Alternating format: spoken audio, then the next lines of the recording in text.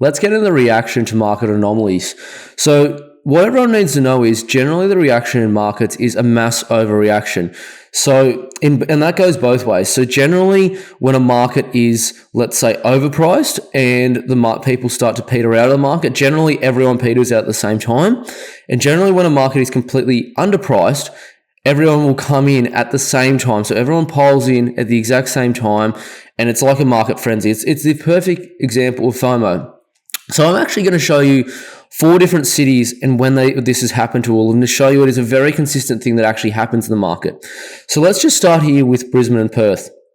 If you want to look just on the left of my screen of here, you'll see that in Perth, basically in the 90s to kind of early 2000s, you had almost no growth, like very, very, very little growth there.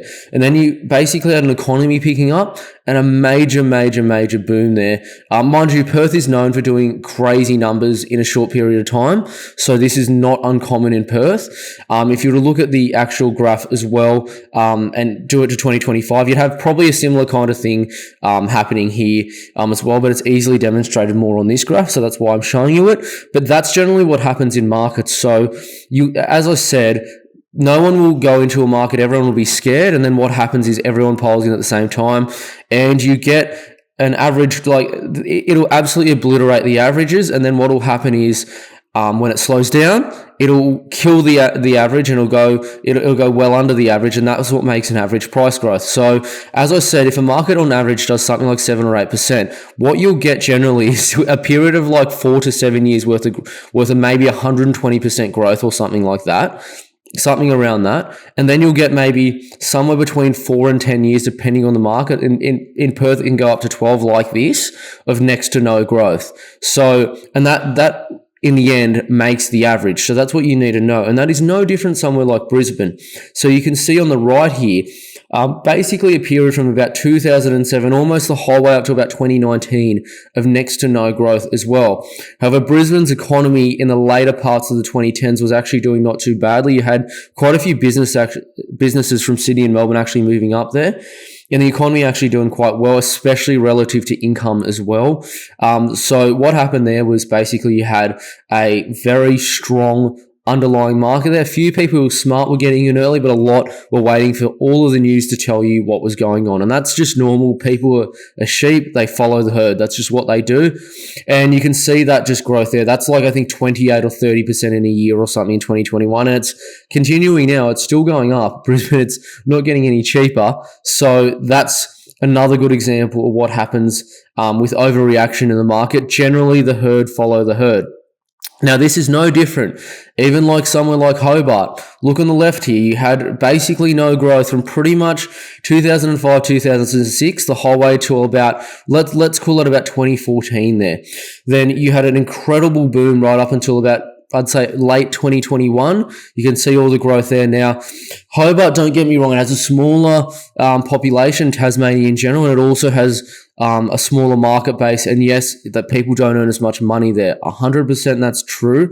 But still, if something, let's say, does on average 6.5% to 7%, which it does, Hobart, to be fair, and it has done nothing for literally something like 10 or 11 years, it is probably going to grow a lot in years, should I say, preceding that. And it's because it will revert generally to its long-term average. So that's simply just the market catching up to its long-term average. Nothing more than that. That's why you can see what's going on.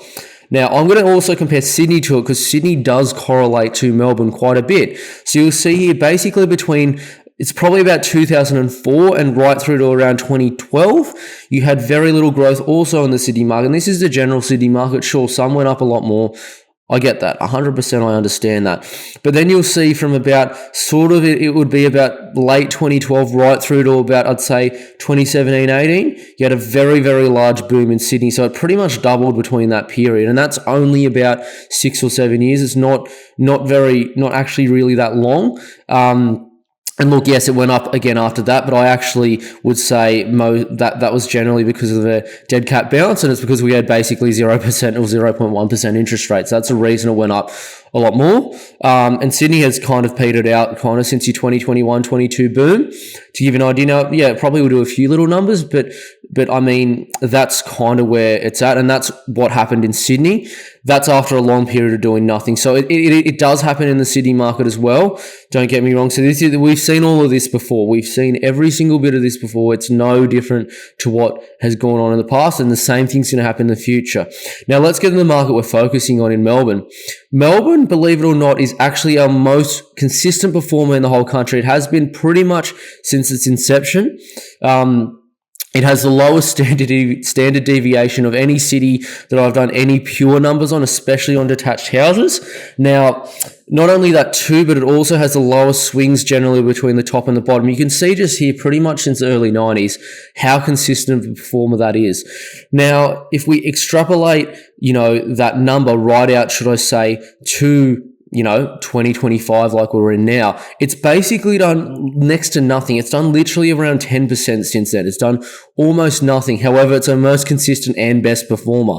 So this is why, another reason why, both on pricing and also not only pricing, but also long-term market performance and underreaction than overreaction, why Melbourne's going to be our best performing city. I'm telling you right now, when it goes, it'll really go and everyone will FOMO in. That is exactly what's going to happen.